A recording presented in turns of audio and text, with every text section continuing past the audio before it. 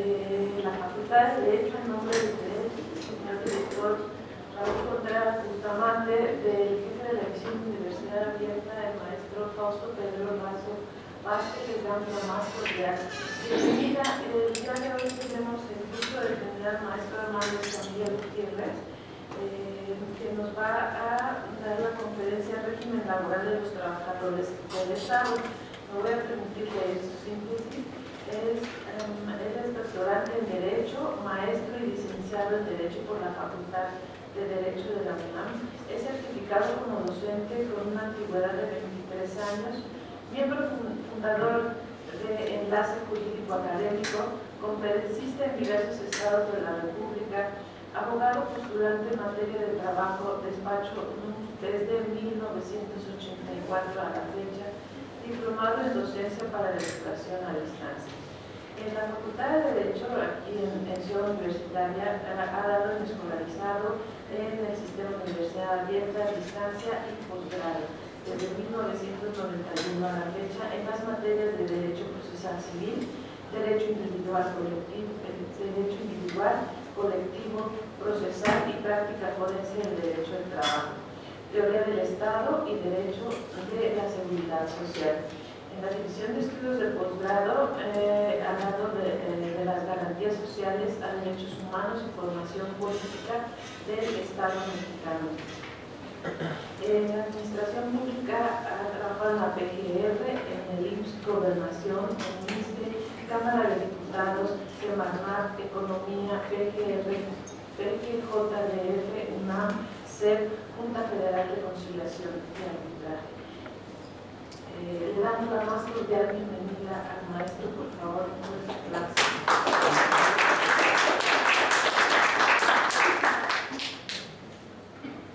Muy buenos días. Bueno, ya estamos aquí. De antemano agradecemos a nuestro director, don Raúl Contreras Bustamante, por la oportunidad de estar aquí con ustedes, pues, disertando sobre este tema. Además, a la División de Estudios de Posgrado, maestro Fausto,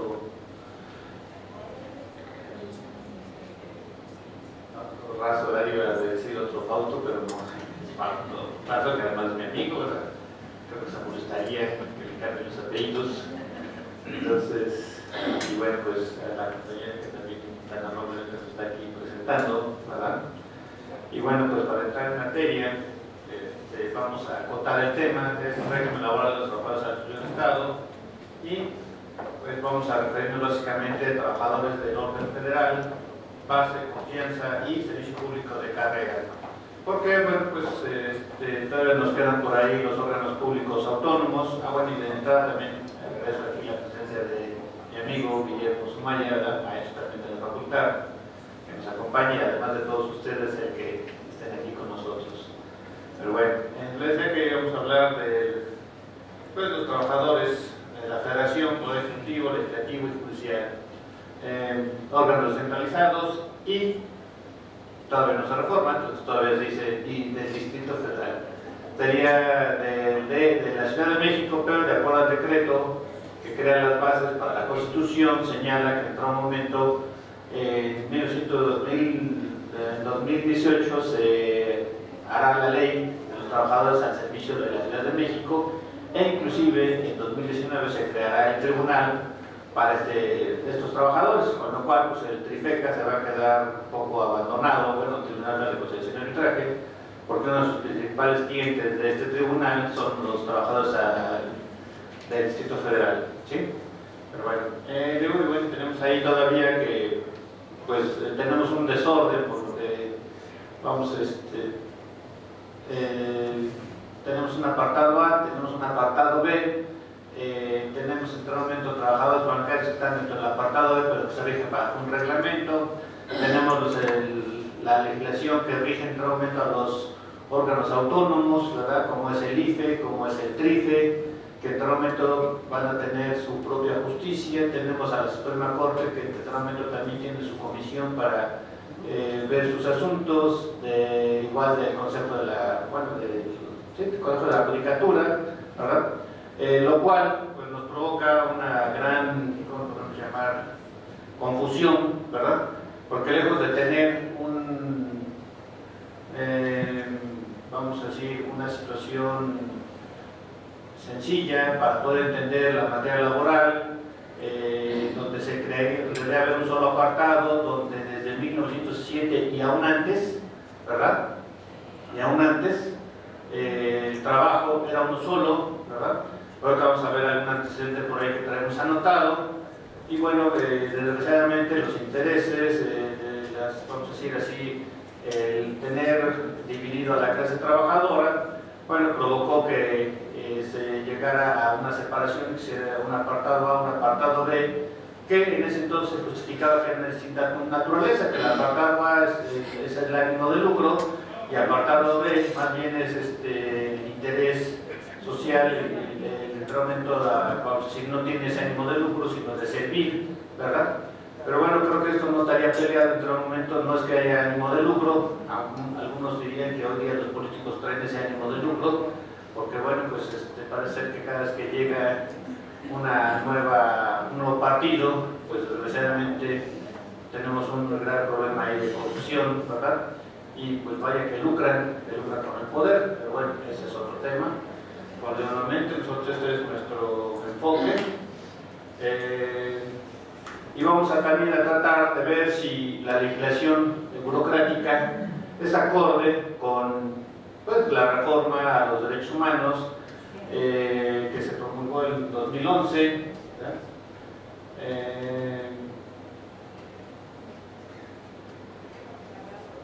Nada más vamos a ver si se ajusta la legislación en lo que es en la legalidad, sino también vamos a ver si los actores que intervienen pues realmente respetan esa situación, por lo que en otro momento esta charla estará encaminada por un lado a checar lo que dice la ley y por otro lado también vamos a ver lo que está sucediendo en la práctica, ¿no? ¿Qué es lo que está sucediendo en los tribunales? ¿Qué está señalando la Suprema Corte de Justicia de la Nación?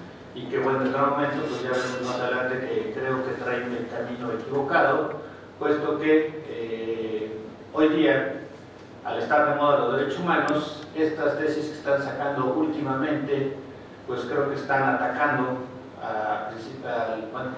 los principios del derecho laboral, principios que hoy día son derechos humanos y que nosotros podemos presumir que estos principios que hoy día manejan los derechos humanos, lo vamos a ver más adelante, pues ya desde 1917 ya los teníamos nosotros en el artículo 123, que una serie de obreros, ¿verdad? Como Victoria, como Jara, que en otro momento no tenían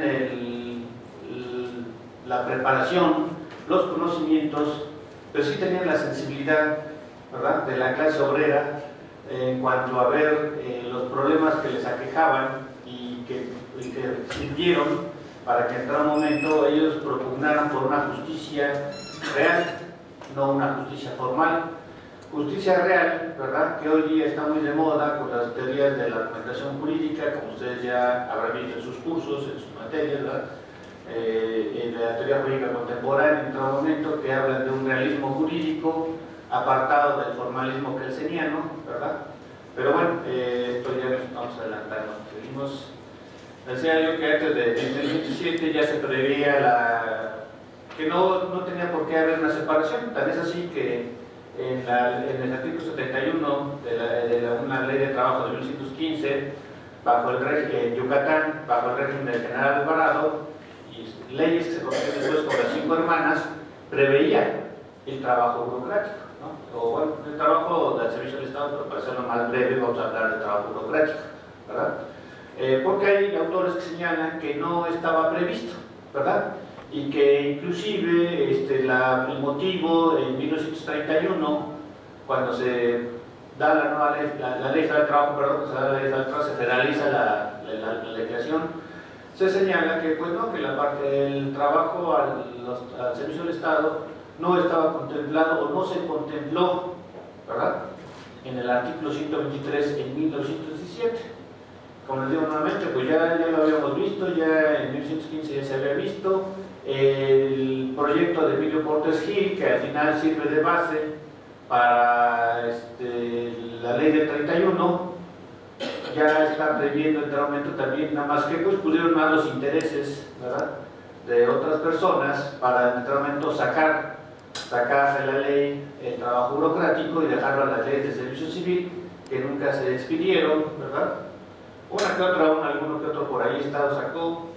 Más bien, ya hasta 1938 empiezan a tener un poco de justicia los trabajadores al servicio del Estado, con el Estatuto de 1938 y la reforma de 1941, perdón.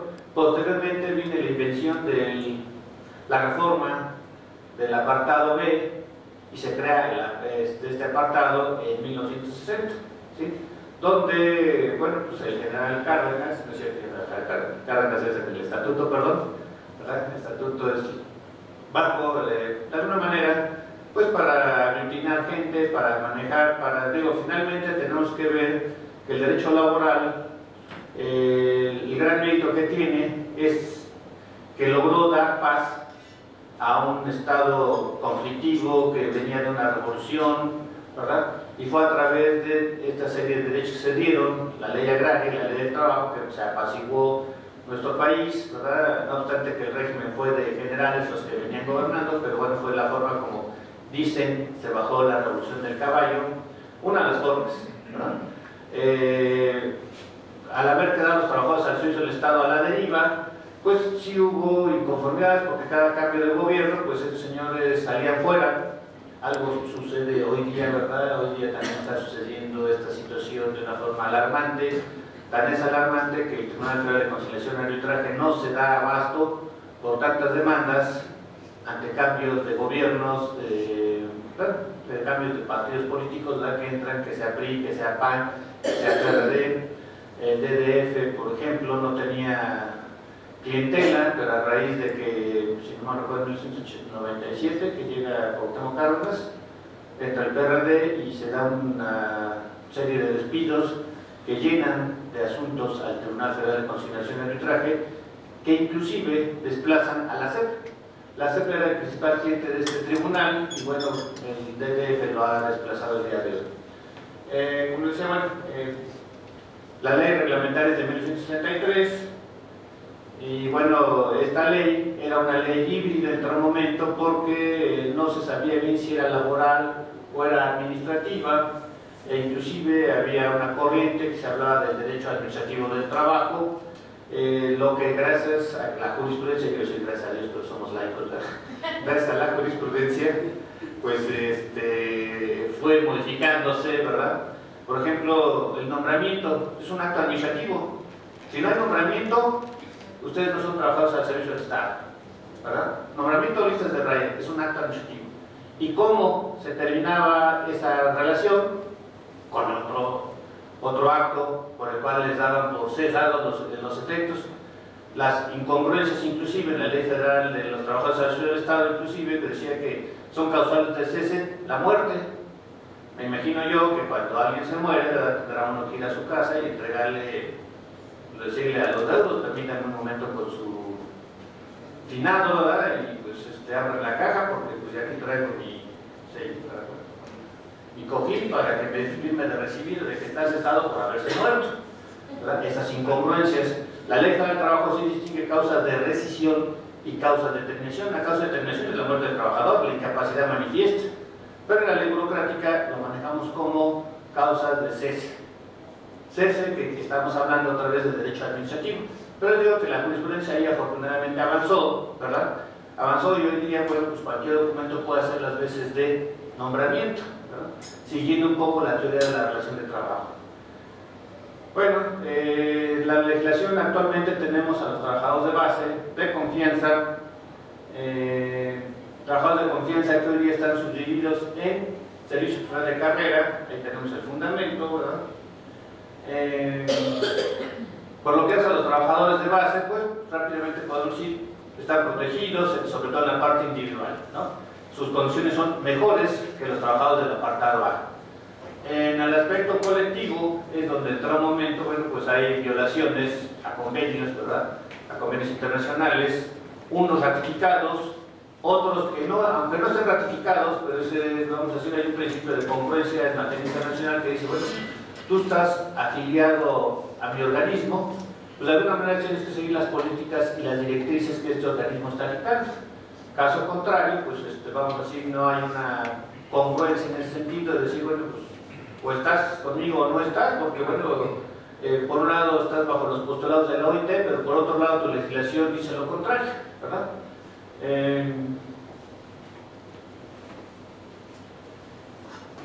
Obviamente, bueno, esto ya lo sabemos, en el apartado no existe la negociación colectiva, se dan unas condiciones generales de trabajo, las cuales el secretario titular del ramo va y se las presenta al sindicato, y ahí están las condiciones. Le dice, bueno, déjame ver, las revisa, ¿verdad? Con sus observaciones. Perfecto, si el secretario quiere tomarlas en cuenta, bien, y si no, pues bueno, simplemente le dice, sácame otra impresión y ya entrégaselas, esas son sus condiciones generales de trabajo y esas son las que vamos a registrar. No hay la flexibilidad de la negociación formalmente. La realidad es que ya se ha dado ese juego, ¿verdad? Desde hace 20 años, y luego cuando hay cambios de partidos y hay cambios funcionarios en la Secretaría de Hacienda, ¿verdad? Llegan muy formalistas, no, es que tú no le puedes ahí poner con la, ¿cómo se llama?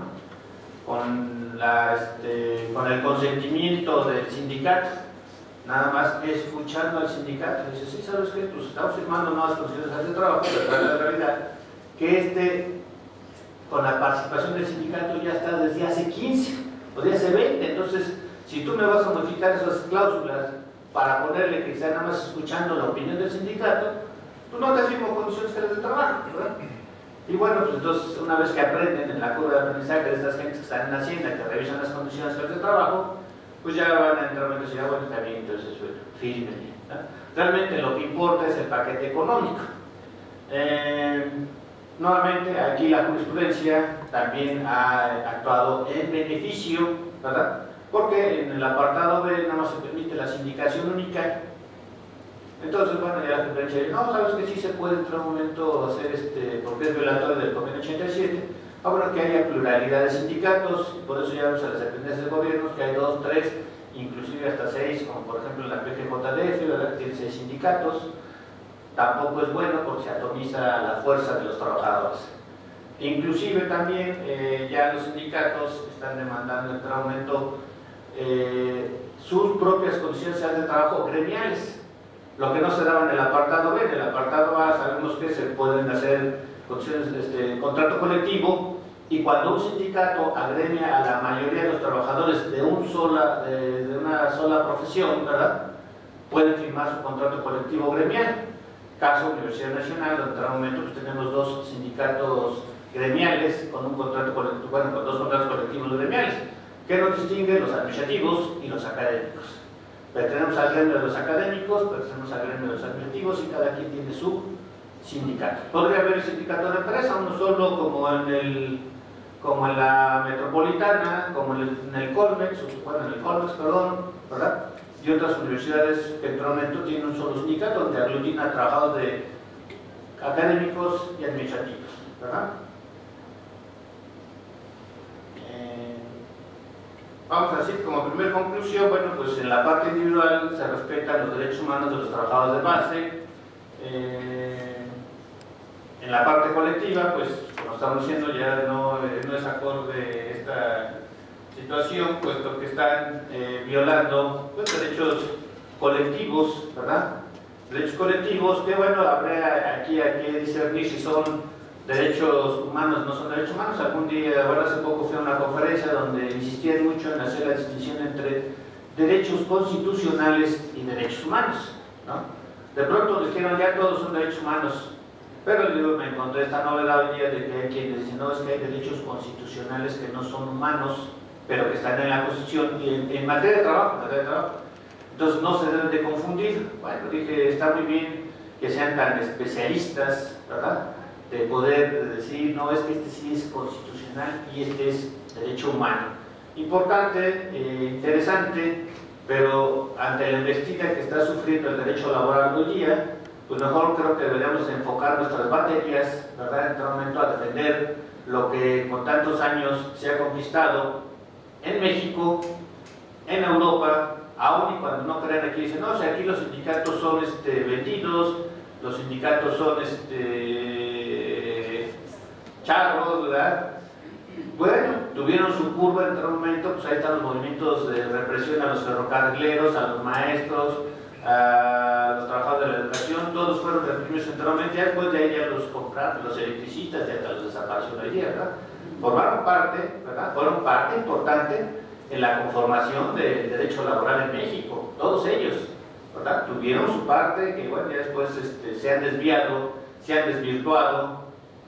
Bueno, entonces vamos a nivel internacional. A nivel internacional, pues vamos a decirlo así, pues gracias a esto se acabaron las jornadas de 16 horas, gracias a esto se conquistó día de descanso semanal, gracias a estos sindicatos se conquistó las vacaciones, gracias a ellos se otorgó también seguridad social, ¿verdad?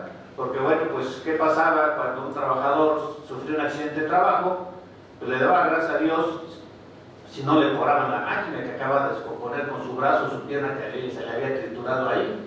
Ya después de ahí lo sacaban, ahí fuera de la negociación, y si acaso le daba permiso que desde ahí pidiera limosna, no sé. Esto lo podemos ver inclusive en una película reciente de Victor Frankenstein, ¿verdad? ¿Se acuerdan de la trapecista que se cae? Pues el circo no se hace cargo, va y lo deja a una casa de beneficencia, que tiene la buena suerte de estar bonito y de que algún poderoso la recoge a la mujer esta y ya está, bueno, pero no era lo normal, ¿verdad? Hay otras películas por ahí que podemos ver en otro momento que pues, el trabajador cuando sufrió un accidente, pues señores, listos para la beneficencia pública, ¿verdad? No había ningún organismo que se hiciera cargo, digo, y esto por aquello de que luego le estamos echando mucha tierra al IMSS y al ISSSTE, ¿verdad? Pero para lo menos tenemos un lugar donde, para operaciones difíciles, pues digo, tenemos suerte, ¿verdad? Antes de morirnos, bueno, pues igual nos atienden y salimos bien, pero hay un lugar, ¿no? No que en esa época pues ya no había quien acudir, es decir, le pasó esto, tiene esta enfermedad, pues ya no se espera que se muera, porque pues no hay organización médica que pueda en otro momento hacerse cargo de ellos. Pero bueno, trabajadores de confianza. Trabajadores de confianza se encuentran, vamos a decirlo así, son trabajadores que en otro momento tener las gracias de confianza es de que el patrón con ellos no es de confianza, sino los patrones son confianzudos con ellos. No tienen horario, ¿verdad? No tienen derechos de alguna manera, no hay condiciones para ellos de trabajo, nada de días económicos, nada de permisos, salvo que más o menos se lleve uno bien con su patrón y sea uno obediente para que le den a uno ciertas prebendas. Pero de ahí fuera, pues vamos a decirlo así, a nivel de leyes, más bien ahí en sus manuales de organización luego tienen ahí que tienen derechos a vacaciones, pero si nosotros lo buscamos en la ley, no aparecen, no tendrían derecho a varias prestaciones más que a la seguridad social, como nos dice la fracción 14, y a las medidas del salario. Pero bueno,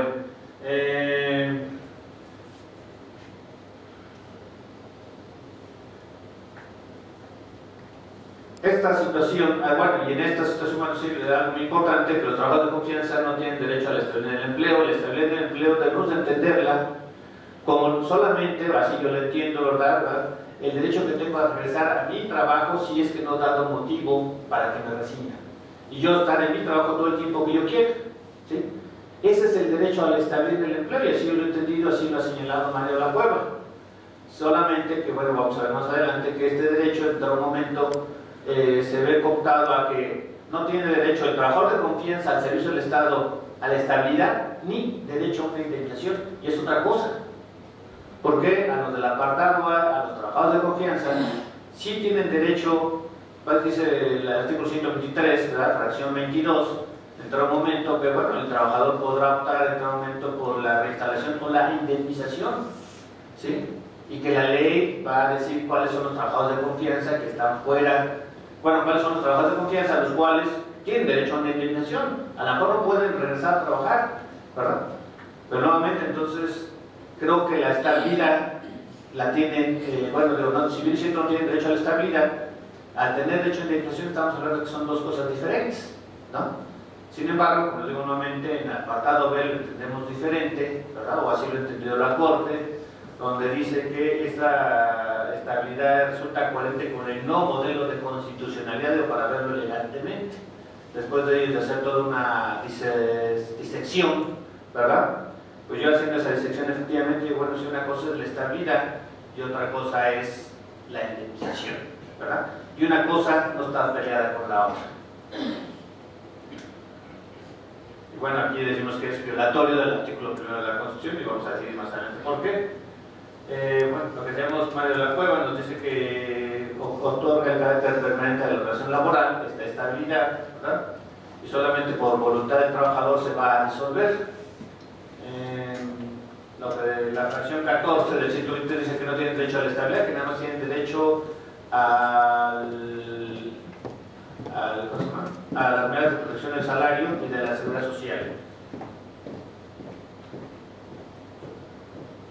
Consideramos, bueno, aquí como una conclusión, ¿verdad? También podemos decir que tendrían derecho a la indemnización por la analogía, si la fracción 21 lo está previendo, 22, perdón, pues tendrían derecho también a la indemnización, pero bueno, vamos a ver más adelante. Situación que además, señores, ya hay tratados, ¿verdad?, a nivel internacional, donde al momento, si nos dicen, oye, sí, ¿sabes qué? Puedes negarle al trabajador la estabilidad, el derecho a regresar a su empleo, pero siempre y cuando le des una indemnización, ¿no?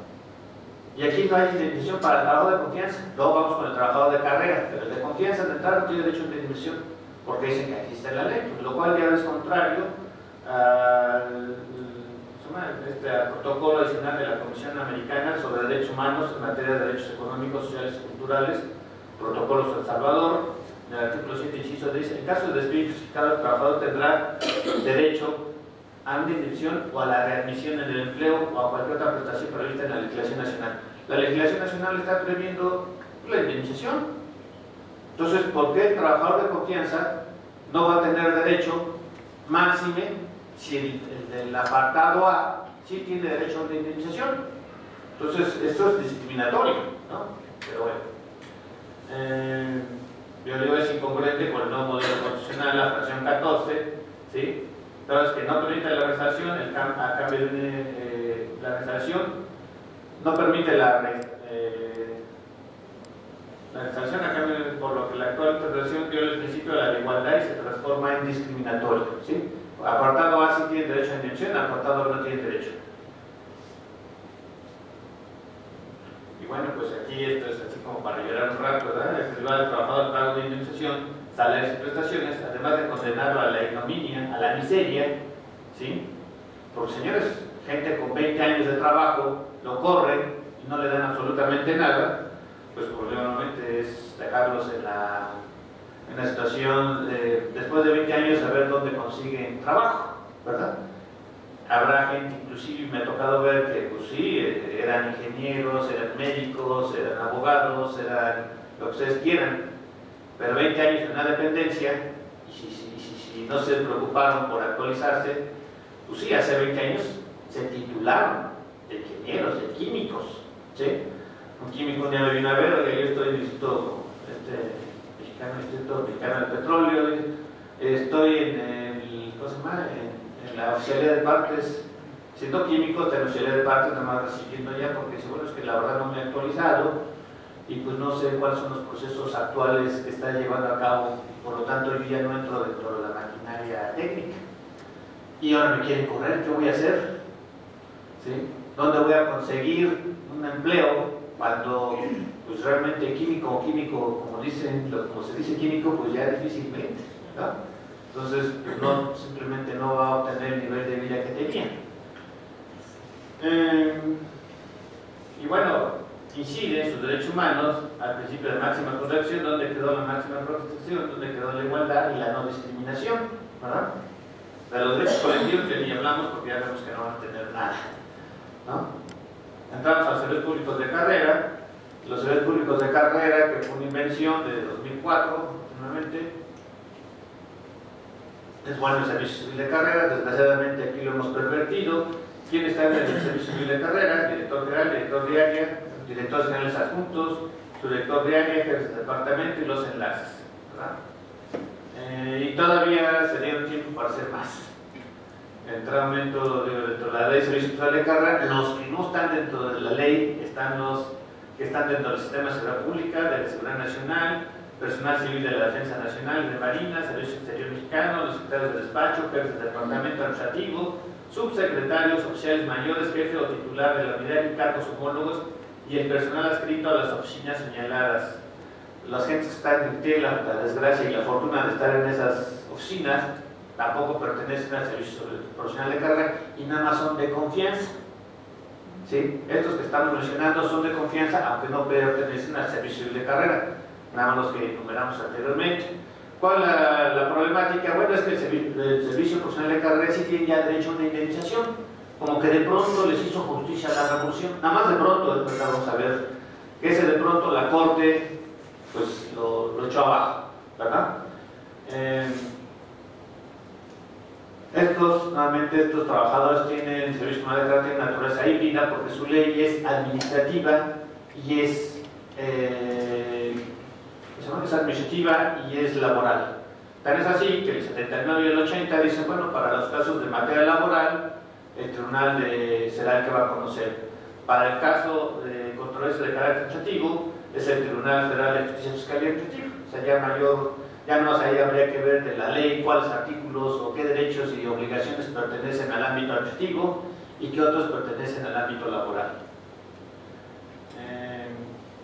Les decía, bueno, esta ley es novedosa, de alguna manera parece que nos había hecho justicia a la revolución, ¿verdad? Garantiza la estabilidad, ¿sí?, del sueldo de carrera, que no podrían ser removidos por causas políticas, es decir, cambio de partido, ¿verdad? Nuevo sexenio y cambio de partido, o pues, en las delegaciones, en los municipios, etcétera, en la Cámara de Diputados, ¿verdad? Cámara de Senadores. Bueno, toda esta gente que estaba ahí en este momento van a decir, bueno, el cambio de partido, bueno, no tendrá estabilidad. Esto no quiere decir que el poder legislativo no esté exento del servicio de carrera. Que no lo hayan implementado y que no lo tengan es otra cosa, pero tiene la obligación, ¿sí? Y bueno, el Poder Judicial pues, tiene un servicio de carrera muy sui generis también, porque en este no tiene esta estabilidad, ¿verdad? Pero bueno, ahí hay otras cuestiones que habría que analizar independientemente. Pero bueno, aquí la cuestión era que no puedan ser removidos por razones políticas o por causas, procedimientos no previstos en estas o en otras leyes aplicables. Las causas son la renuncia, la refusión, sentencia, incumplimiento reiterado por sanción de la ley de responsabilidades administrativas, no aprobar la capacitación obligatoria o segunda estabulación del desempeño. Bueno, de estas, las que nos interesa es el incumplimiento reiterado, porque aquí es laboral, las demás son terminación y son, en todo caso, administrativas, ¿no? El hecho de que la Contraloría lo agarre a uno y lo corra, bueno, pues tendrá lo que dice el ámbito administrativo. La evaluación de los desempeños también tiene que ver en el ámbito administrativo. Aquí es por el incumplimiento reiterado. Hay un procedimiento que dice que en 30 días a ustedes les van a notificar que les inician un procedimiento, ustedes tienen que ofrecer pruebas. Una vez que esto se hace, ¿verdad? Se va a levantar un acta, se le va a mandar al órgano interno de control para que vea las deficiencias, nos regresa, dice no está bien, bueno, pues o hacen las correcciones, ya no lo regresan al órgano interno de control, pero bueno, ya está bien. Bueno, ahora dile al jurídico para que demande del tribunal la terminación de efectos de nombramiento por incumplimiento reiterado y injustificado de sus obligaciones, ¿verdad? Letra muerta. Letra muerta, ¿por qué? ¿Por qué no lo hacen? ¿Para qué? Mejor lo corro, total. Vamos a ver más adelante, me sale más barato, lo corro, ¿sí? Y al correrlo, pues las implicaciones son menores a que si yo fuera al tribunal, el tribunal no me lo autoriza, la ley expresamente dice que le voy a tener que pagar salarios caídos, ¿sí? Pero bueno,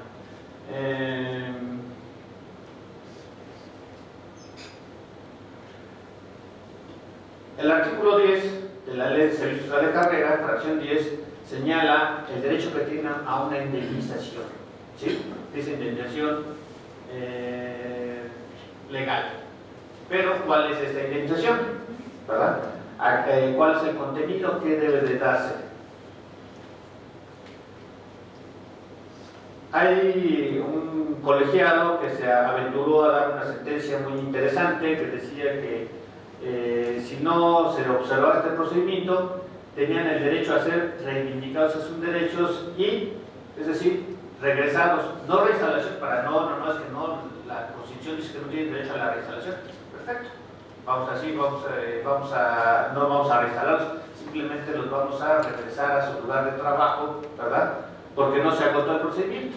Desgraciadamente esta tendencia no continuó, más bien aquí la tendencia fue, entró un momento, primero, bueno, ok, como no tiene estabilidad en el empleo, no van a regresar, ¿sí? Pero por jurisprudencia de colegiado, colegiado de circuito, se estableció que tendrían derecho a 3 meses y los salarios vencidos, ¿verdad? Nada más. Las prestaciones, pues no sé, otra vez digo, ya desde ahí ya teníamos discriminación. ¿Por qué las prestaciones no, verdad? Como es el seguro de separación, como es el que en otro momento mis aportaciones al IMSS, al ISSSTE y al Infoviste, se siguieran aportando al SAR, ¿verdad? Porque la causa no había sido mi culpa. Entonces, pues señores, o sea, había que regresar. Pero bueno, era una ganancia, es decir, 3 meses. Inicialmente la Corte había dicho nada más 3 meses y nada más. Después viene la jurisprudencia de colegiado, dice 3 meses y salarios caídos. Después, la Corte, ¿verdad?, en 2 de sus tesis jurisprudenciales de jurisprudencia dice, no, nada más tienen derecho a 3 meses, ¿verdad? Y en un ejercicio de máxima protección, o sea, se vieron generosos, a 20 días por año. Si yo tenía 5 años, bueno, tendré 100 días más de salarios, ¿verdad? Y el juicio me duró 5 años, pues hombre, salió bien el asunto. Yo por lo pronto ya los juicios que me caen, digo, ya no me caen, me hablaron para llevar juicios así, digo, mira, no tiene caso, lo que te están dando ahorita, porque digo, esta jurisprudencia fue orquestada con, supongo que con la oficina de la presidencia, con gobernación, con Hacienda, ¿verdad? Para decir, vamos a hacer la jurisprudencia ad hoc, para que no tengan que pagarse salarios caídos. ¿Y qué pasó? Pues que en diciembre de este año, y en diciembre y enero, las dependencias del gobierno se dieron vuelo corriendo a todos los servicios comunales de carrera. Aquí, mira, y generosos, aquí están tus 3 meses y tus 20 días. ¿Verdad? ¿Los quieres ahorita o los quieres dentro de 5 años? No va a haber más.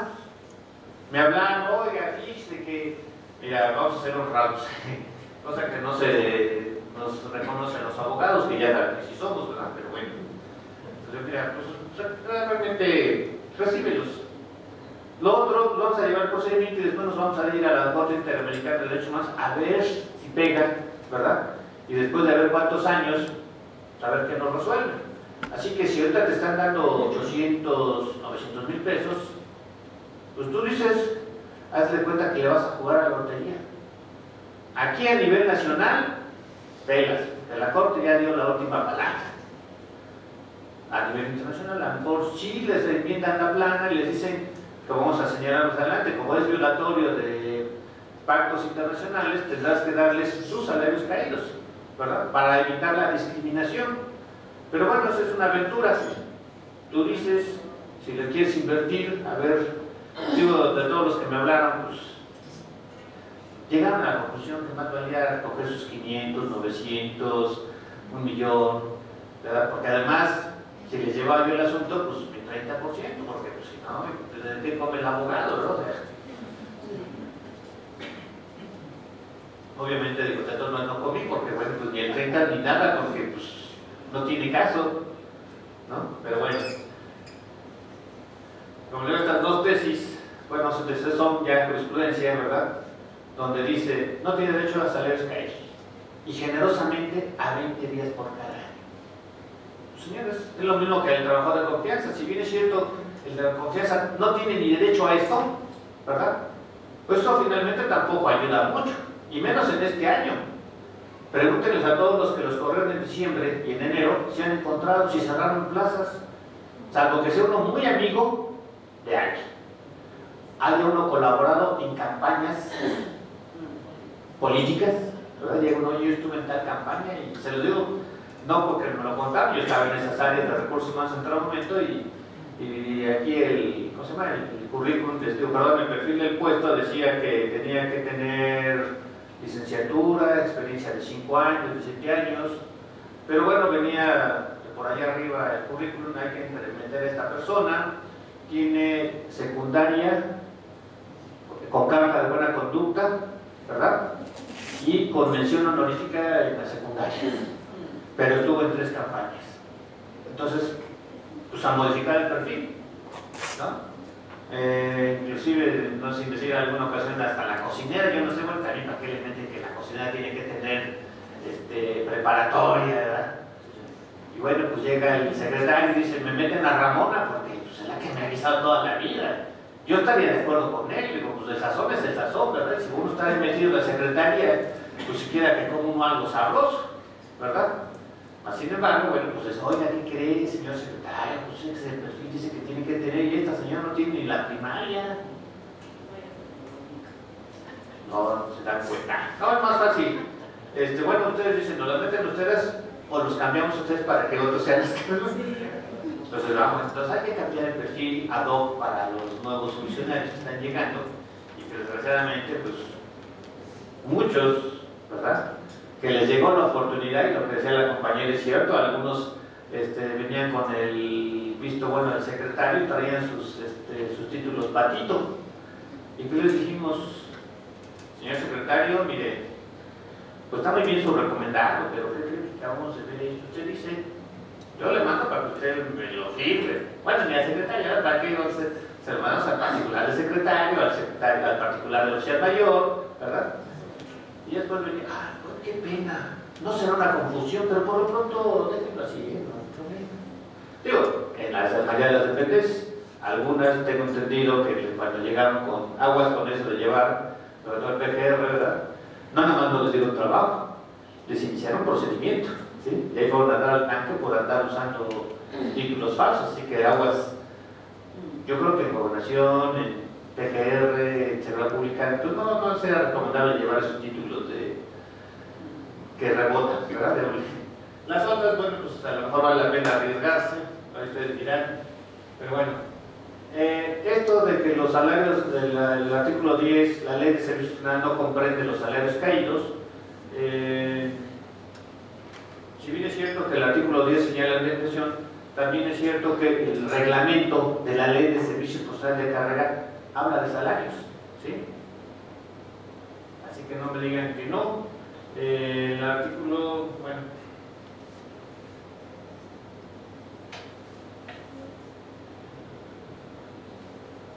primero la Corte dice que los derechos de trabajadores de carrera deben interpretarse de manera restrictiva. Mentira. ¿Sí? ¿Por qué restrictiva? Como les dije nuevamente, desde 1907 la ley, ¿verdad?, el 123 dijo que es el mínimo de derechos, de ahí lo que se pueda dar. ¿Por qué va a ser restrictivo? ¿Quién dice que es restrictiva? ¿No? Pero bueno, es lo maravilloso de nuestro artículo, fue lo que nuestros constituyentes vieron, ¿verdad?, que podrían entrar un momento, digamos, si hubieran dicho este es el 123, este es el cartabón, y es lo que es, no habría todos los derechos que se han conquistado hoy día, ¿sí? Este es el mínimo y sobre esto vamos a crecer. Nosotros nos diferimos de la pirámide de Kelsen porque está invertida, ¿sí? Mientras la Constitución en materia general es la cúspide, en materia laboral la Constitución es la base de la pirámide, ¿sí? Pero bueno, esta situación, pues obviamente que está transgrediendo el principio pro persona, en igualdad y no discriminación. Dice una cosa es limitar su derecho a la reinstalación y otra es limitar todos sus derechos. ¿Estamos de acuerdo que se limita la reinstalación? Como ya señalamos, si bien es cierto, en el apartado A también está limitada, pero no está limitada su derecho a la indemnización. La jurisprudencia es regresiva, discriminatoria y violatoria además del artículo 9, además de otras cosas, violatoria del artículo 9. ¿Por qué? Porque cuando se analiza el trabajo de los servidores públicos de carrera, la ley dice es de confianza. Pues sí, pero el criterio de la Corte siempre ha sido, bueno, la confianza hay que demostrarla. Y aquí simplemente lo da por descontado. La ley fíjense de dónde, la ley orgánica de la Comisión de Derechos Humanos señala que los que prestan su servicio ahí son de confianza. Todos, hasta el barrendero y todos los que ustedes gusten llamar. Cuestión que digo ya se corrigió a través de demandas, etcétera, pues ya hay muchos trabajadores que han sido, si bien no sindicalizados, simplemente se reconoce que no son de confianza, son trabajadores en general, ¿verdad? ¿Por qué? Porque por una ley no podemos decir son de confianza, ¿sí? El criterio, de acuerdo al artículo 9, pues es de acuerdo a las funciones que realizan. Sin embargo, ahorita el error de la Corte ni lo toma en cuenta. Yo le he hecho valer en varios amparos, ¿verdad? Y ni me hicieron caso, ni me pelaron, ¿sí? Es más, hablando con los ministros, con los magistrados, me decían, a ver, si ya es de servicio escolar de carrera, ya es de confianza. Y si eso usted no lo reconoce, ni platiquemos, ni discutamos. También me acordé de una canción, no discutamos, pero bueno, con afán de seguir la plática con los magistrados o con los ministros, dije, bueno, vamos a pensar que sí son de confianza. No obstante que yo insisto, debería de analizarse ese punto. Sí me contrataron como servicio de carrera, sí me dieron el puesto de subdirector, sí me dieron el puesto de director, pero pues era yo como un asesor. Entonces realmente yo no estaba haciendo las funciones de confianza, dirección, inspección, vigilancia y fiscalización, no tenía personal a mi cargo, etcétera, ¿sí? Pero por ende ya hay por descontado ya es de confianza.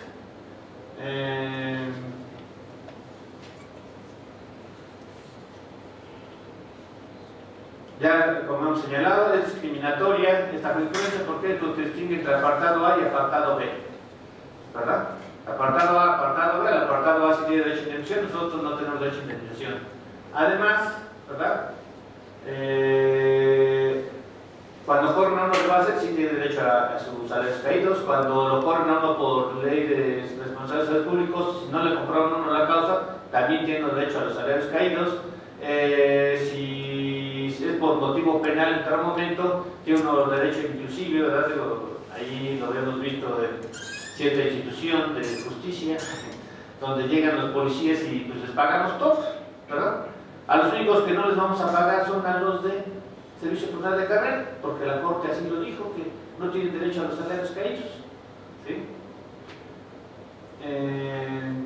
De alguna manera, pues vamos, los salarios caídos es el pago de la responsabilidad del conflicto, ¿sí?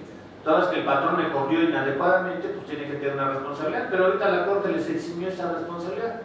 Dijo, bueno, dales una dádiva, 3 meses, 20 días.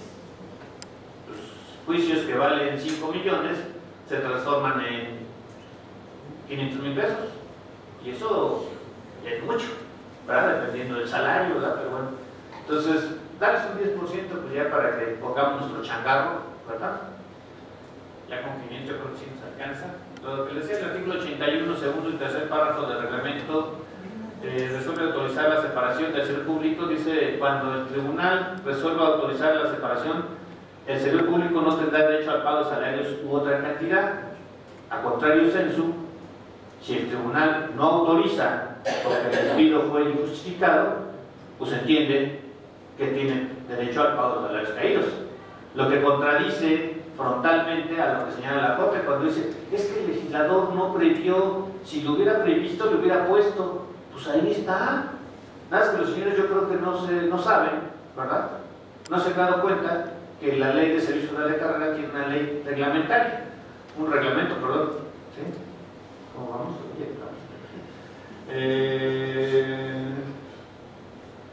Y lo que ya les había dicho, o sea, pues el artículo 123, ¿verdad? Es el mínimo, por lo tanto el legislador ordinario tiene facultades para dar más. Tan es así que nos está dando indemnización al servicio nacional de carrera. Y si el reglamento dice que hay salarios caídos, ¿cuál es la base de la Corte? ¿Verdad? Aquí yo señalo de una forma poética para que nos cortamos las venas, que la Suprema Corte de la Justicia de la Nación le ha tocado enterrar un clavo más al derecho laboral con interpretaciones jurisprudenciales que facilitan que se alejen como cometas en el horizonte los principios de protección más amplia, igualdad, prosperidad y discriminación. Y, ojo, lo que ya dije, no obstante que en el derecho del trabajo dichos principios eran de sobra conocidos, pues los mismos fueron plasmados en las bases del artículo 123 de la Constitución del 17, los cuales se fueron perfilando como un derecho protector de la clase trabajadora o pro persona, ¿sí? Es irrenunciable, en constante expansión o progresividad, ¿verdad? Y que propicia la igualdad en el trabajo, no discriminatorio. Nosotros ya los tenemos, a nosotros no son nuevos. Y algún día me propusieron dar clases de derechos humanos y no me costó ningún trabajo. Dije, nada más le cambio a mis principios rectores y a mis caracteres y le pongo los que dicen los derechos humanos, ¿verdad? Es muy sencillo. Y nosotros ya lo tenemos en práctica desde 1907. Y hoy día esto de los derechos humanos han sido producto de grandes conciencias tratadistas, etcétera, pero nosotros los tenemos desde 1907 en base a obreros, campesinos que participaron, que no sabían derecho, ¿verdad? Ni tenían por qué saberlo, pero tenían y sabían, vamos a decir, la problemática, lo vivían, ¿verdad? La realidad que estaba en el país. Entonces no necesitaban los estudios, simplemente dijeron, oye, esto no es congruente. De alguna manera, y lo que hoy día le digo, se discute mucho si el derecho es justo, si el derecho es moral, si el derecho es ético, ¿verdad? Y entonces tenemos que el derecho tradicional, vamos de esa manera decir de Kelsen, formalista, pues es derecho, pero no dice si es justo o si tiene un contenido ético o moral, simplemente está legislado, está positivado, bueno, pues es derecho, ¿sí? Y nuestros constituyentes y hoy día las corrientes internacionales, pues nuevamente retoman este tema para decir, hoy es que hay que ver que tiene que tener un contenido moral, un contenido ético, ¿verdad? Para que el derecho sea justo. El derecho de los nazis será derecho al final del día, con toda la injusticia que ustedes pudieron ver, pero era derecho. Desgraciadamente esas son las leyes que hoy día nos están rigiendo a nosotros también. Son leyes que en otro momento, pues, y bueno, ya para que, creo que había por ahí ya todo, ¿verdad? Brevemente les diré, pues nos esperamos, además de la reforma laboral de 2012, que nos dejó como regalo Felipillo, ¿verdad? No digan Pillo, es Felipillo, pero bueno, bueno, Felipe, ¿verdad? Después de ese regalo, hoy día están preparando una nueva reforma donde, independientemente de que era un reclamo de desaparecer las juntas de conciliación y arbitraje por ineficaces, pues bueno, yo creo que hoy día más bien debemos de pensar, mejor ni le muevan, porque cada vez que le mueven nos pasan a perjudicar. Y además, esto no es, vamos a decir, no hace falta ni las reformas. Después de 2012 ha habido un activismo judicial en materia laboral, es decir, donde el Poder Judicial se ha convertido en legislador y ha sacado jurisprudencias como esta que acabamos de señalar, otras, ¿verdad? Como limitar las pensiones a 10 salarios, ¿sí? Quiero ver a los pobres ministros con sus pensiones de 10 salarios, quiero ver a los jubilados de Panobras, ¿verdad? El titular, que se jubiló, fue un escándalo porque eran 150,000 pesos, ¿verdad? Que les dan sus 10 salarios a ver qué sentía, ¿verdad?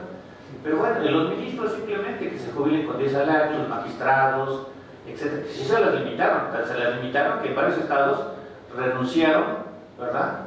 Renunciaron para decir, bueno, antes de que me perjudique, yo renuncio y ya me voy jubilado, ¿verdad? Pero bueno, entonces digo, hay un embate, hay otras consecuencias por ahí también. Hubo quien demandó que los salarios, la limitación de los salarios, ¿verdad?, era regresiva y era violatoria de los derechos humanos. La Corte dijo, no, está bien, perfecto, ¿sí? Entonces, como les digo, este activismo judicial se traduce en que, pues casi hoy día la Corte, los colegiados, pues están legislando, le están corrigiendo la plana, en base a toda una serie de teorías que ustedes pueden ir encontrando en la argumentación jurídica, en la teoría jurídica contemporánea, que el principalismo, que la ponderación, que no sé qué tantas cosas, supuestamente para llegar a justicia, ¿verdad? Pero después de llegar a justicia, nosotros, curiosamente, nosotros ya teníamos esos principios derivados del artículo 123, ¿no? Y como les digo, ahorita vamos a prepararnos, ustedes van a empezar a ver que va a haber muchas conferencias en torno a esta reforma que se está proponiendo, donde van a tocar el contrato colectivo, donde van a tocar la huelga, donde quieren tocar el procedimiento laboral, ¿verdad? El procedimiento laboral, pues también a lo mejor está bien que quiten la suplencia de la ciencia de la demanda, a fin que ya hay muchos abogados y la ley hoy dice que para litigar en materia laboral sean abogados. Entonces, abogados, como se estudian para que no se los bailen en los tribunales, ¿verdad? Pero hay otra excepción, como fue la carga de la prueba. Esa yo creo que sí es importante no quitarla. ¿Por qué? Pues porque las pruebas las tiene el patrón. Entonces, por muy buen abogado que yo sea, que yo a algunos años, digo, ya no tengo que vivir, también estaba de procesal civil, ¿verdad? Entonces, más o menos decidí, pues no me preocupa que me quiten la suplencia de la exigencia de la demanda, pero bueno, con todo y eso, señores, si me quitan la carga de la prueba, ¿verdad? Y que, vamos a decirlo así, que donde se aplique a rajatabla el principio de igualdad de las partes, pues señores, estamos hablando de que no somos iguales, ¿verdad? Como dice la canción. Y en ese tenor, bueno, pues creo que en adelante, ¿verdad? Ya estoy preparando para dar clases de historia del derecho, ¿verdad? Laboral, porque bueno, pues vamos a decir, con el activo judicial, con la reforma de 2012, con la que se avecina, pues realmente el capitalismo salvaje está regresando en un neoliberalismo donde entrará un momento, pues sí, que cada quien haga su mejor esfuerzo y esto les va a ayudar a superarse, a salir adelante. Pero no todos estamos preparados para poder superarnos, para salir adelante, no tenemos las herramientas, no tenemos la preparación. Algunos afortunados podremos decirlo, lo podemos hacer, pero el grueso de la población no tendrá más limitación más que, pues señores, esto es lo que hay y pues esto es de lo que vamos a vivir y no tenemos mayor, vamos a resignarnos, o lo contrario, pues exponernos a conflictos sociales. Conflictos sociales muy fuertes, que gracias a Dios pues, tenemos aquí a Estados Unidos muy cerca, entonces no va a permitir que se haga tan fuerte el asunto, ¿verdad? Y bueno, pues tendremos que permitir o hacernos de la vista gorda o voltear para otro lado cuando veamos las manifestaciones de gente que no está de acuerdo con el régimen, con el sistema que se está viviendo. Y para muestra, pues como lo dijo el maestro Carrancá en la comida del Día del Maestro, tenemos un caso emblemático como es Ayotzinapa, ¿verdad? Donde en tal momento muchos hemos volteado para otro lado para decir, ay, no, hay como dan lata con esto. Pero señores, si vemos el trastorno de esto, está gravemente cuestionado el Estado de Derecho ahí. Bueno, ese sería otro tema, por lo que mejor terminamos. Les agradezco su presencia y pues creo que no hay oportunidad de preguntas y respuestas porque nos agotamos el tiempo. Muchas gracias.